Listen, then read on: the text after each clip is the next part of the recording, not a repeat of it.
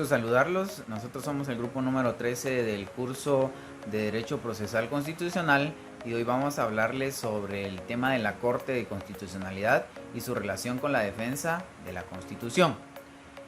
Para poder iniciar con este tema es importante mencionar cuál es el origen de los diversos sistemas de constitucionalidad, entre los cuales podemos mencionar algunos que se dieron a finales del siglo XVIII, entre los cuales se encuentra el norteamericano, el cual es un sistema netamente jurisdiccional. Y con la Revolución Francesa se va creando un sistema político en el que se basa en brindarles toda la confianza a los jueces, considerándolos personas en las que se podía confiar de una forma total. Con relación a la Corte de Constitucionalidad, y para que podamos agenciarnos de un concepto que sea aplicable específicamente al caso guatemalteco, necesitamos acudir al artículo 268 de la Constitución Política de la República de Guatemala. Este va a determinar que va a ser un tribunal permanente de jurisdicción privativa, cuya función esencial es la defensa y el orden de la constitucional. Es independiente de los organismos del Estado y ejerce funciones específicas que le asigna la Constitución y la ley en materia. Tiene algunas competencias, las cuales se dividen en 4 grupos, siendo estas las jurisdiccionales, las consultivas, dirimentes y políticas. Dentro del primer grupo se encuentra todo lo referente al control de constitucionalidad, dentro del que están la inconstitucionalidad de leyes o disposiciones de carácter general, que pueden ser promovidas tanto de forma general como en casos concretos. Prosiguiendo con las funciones de Corte de Constitucionalidad, existen una función consultiva, ¿verdad? La cual es ejercida por medio de los dictámenes y opiniones consultivas.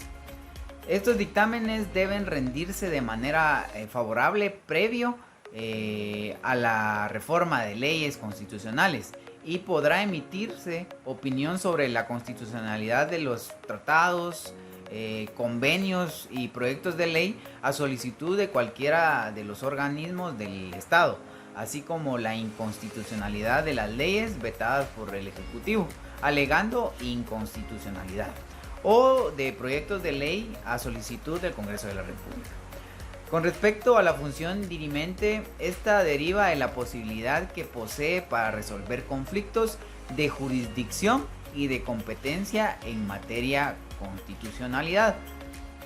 Y por último tenemos, o se puede mencionar, una facultad que le ha sido conferida al Tribunal Constitucional, según lo previsto o lo que se prevé en el artículo 277 de la Constitución, y es la iniciativa de la reforma constitucional, la que se puede considerar una competencia política, lo que no ha sido ejercido durante los años de vigencia del texto constitucional. En nuestro país existe un tribunal especializado en materia judicial constitucional, el cual podemos denominar Corte de Constitucionalidad.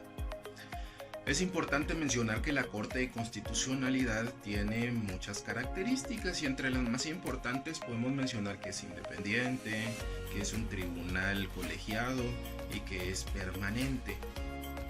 Y entre muchos de sus aportes podemos mencionar que busca que en nuestro país se garanticen y protejan los derechos fundamentales para el Estado. La integración de la Corte de Constitucionalidad la podemos encontrar en el artículo 269 de la Constitución Política de la República, en el cual podemos darnos cuenta que existen 5 magistrados que la conforman, aparte de los suplentes, y que también estos magistrados tienen un tiempo de 5 años en sus funciones. Entre los magistrados podemos mencionar que hay uno de parte del Pleno de la Corte Suprema de Justicia, hay uno por parte del Congreso de la República, que existe uno por parte del presidente en Consejo de Ministros, y que existe uno también de parte del Consejo Superior Universitario de la Universidad de San Carlos de Guatemala, y por último que existe un magistrado por parte de la Asamblea del Colegio de Abogados de nuestro país. También para poder ser un magistrado de la Corte de Constitucionalidad es necesario llenar ciertos requisitos y para ello podemos acudir al artículo 270 de la Constitución de nuestro país, en el cual nos menciona que debe ser un guatemalteco de origen, que debe ser un abogado colegiado, que debe de tener una reconocida honorabilidad y que por último debe de tener por lo menos 15 años de su graduación profesional. Podemos mencionar que también son diversas funciones que realiza la Corte de Constitucionalidad en nuestro país, que no solo abarcan el organismo judicial, sino que también forman parte o influyen en ciertos otros organismos de nuestro país. Y para ello podemos acudir a los artículos 272 de la Constitución Política de la República y también al artículo 164 de la Ley Electoral y de Partidos Políticos. Y entre muchas de sus funciones podemos mencionar, por ejemplo, que es la encargada de dictaminar sobre alguna reforma de leyes constitucionales previamente a su aprobación en el Congreso de la República, y que también es encargada de emitir opiniones constitucionales sobre ciertos proyectos que se ven en el Congreso, y que también, por ejemplo, una de sus funciones es ver diversas cuestiones en los diversos organismos o entidades autónomas que hay en nuestro país.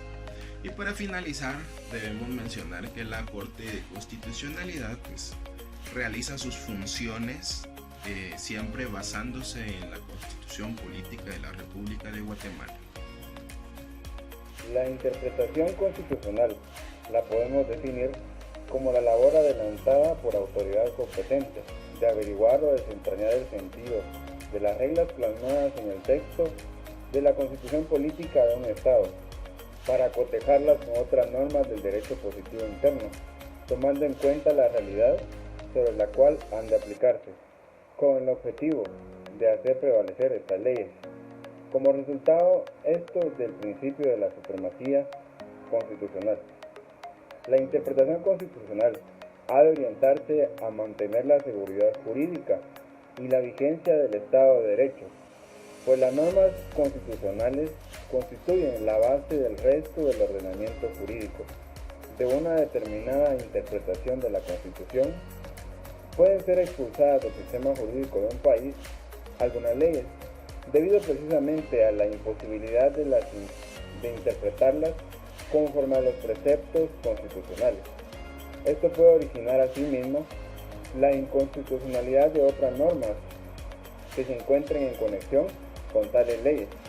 La interpretación de la Constitución y en el caso de Guatemala de las leyes que no cuentan con carácter constitucional no siguen los mismos principios y normas de interpretación de la legislación ordinaria, pues no podemos en el caso de Guatemala tomar la ley del organismo judicial como rectora de la interpretación constitucional, pues las normas que regulan la forma de interpretar la ley en general está pensada para la generalidad de las normas integradoras del ordenamiento jurídico.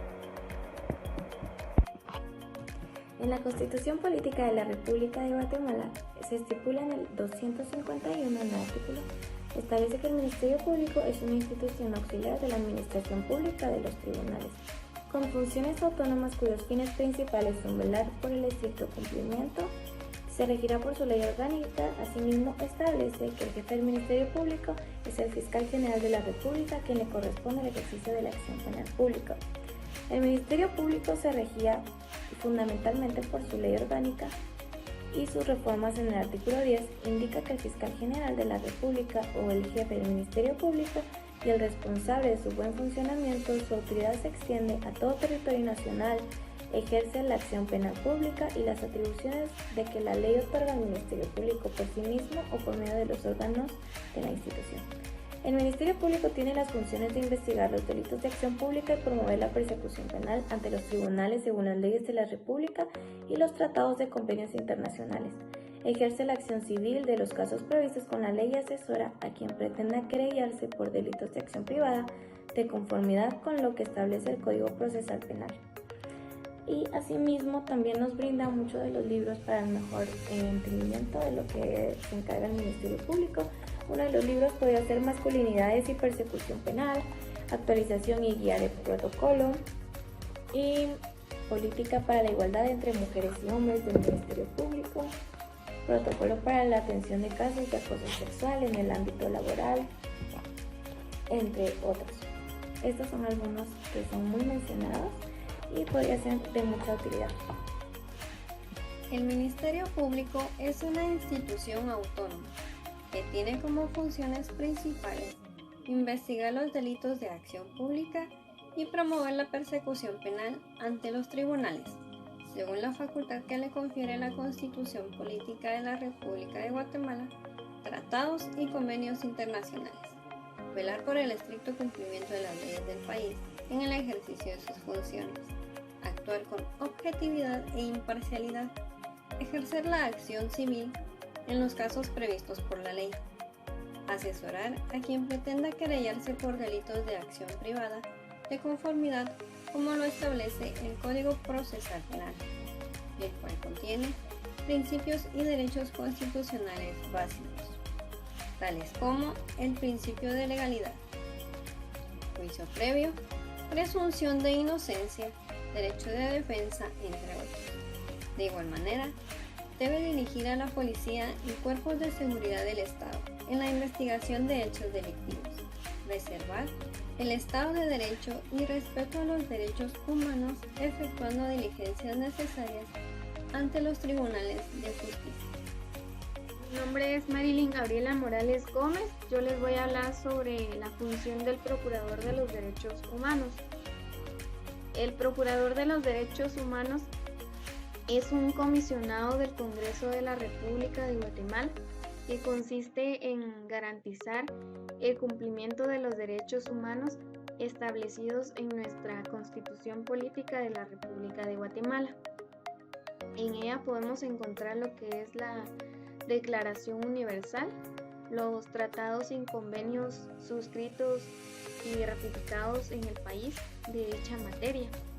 También esta función nos permite verificar si la administración pública está respetando la dignidad de las personas o si se le está haciendo violado algún tipo de derecho. Es una forma también de controlar el ejercicio del poder en las estructuras del gobierno, de manera que sea también beneficioso para las personas que contribuyen por una gestión pública, ¿verdad? También para que sea eficiente y que se cesen las violaciones que se constan de esta manera, que se pueden detener los daños que se están provocando a las personas. También se encarga de recibir denuncias y verificar que estas acciones se permitan investigar las situaciones y en caso también al constatar que hubo algún tipo de violación, también se pueda formular condenas de tipo moral a los responsables en las resoluciones. También podemos formularnos recomendaciones para que se rectifiquen los procesos y de esta manera evitemos que se permitan más violaciones a los derechos humanos. Sistemas mixtos de protección. Este tipo de sistemas ha tenido una gran difusión en la época de posguerra y su característica principal es confiar en el control y protección de la constitucionalidad de los derechos humanos en un órgano formado por parte de miembros judiciales, técnicos, por parte de miembros calificadamente políticos que son normalmente nombrados por el Parlamento. En la protección internacional se reconocen dos modalidades o sistemas de protección de los derechos humanos. Tenemos como número 1 la protección diplomática, que consiste en proteger a las personas nacionales en el extranjero de las violaciones de los derechos internos del Estado. Como número 2, la protección de las organizaciones internacionales, que son a través de los órganos especializados para recibir, tramitar o dictaminar quejas o informes sobre la violación de los derechos humanos.